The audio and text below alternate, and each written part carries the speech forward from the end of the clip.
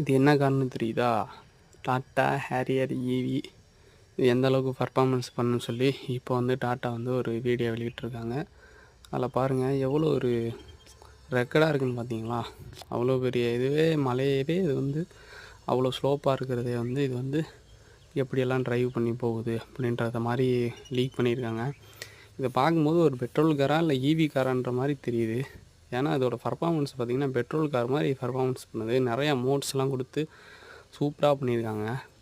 இப்போ இதுக்கு முன்னாடி மகேந்திரா வந்து BE60ன்னு சொல்லி ஒரு அவங்களோட எலக்ட்ரிக்கை வந்து லான்ச் பண்ணியிருந்தாங்க.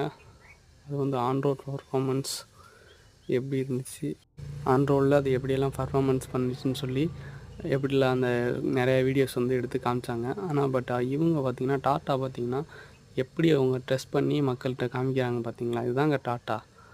எவ்வளோ ரெக்கார்டாக அவங்க கார் ப்ராடக்ட் மேலே நம்பிக்கை வச்சு இவ்வளோ பெரிய விஷயம்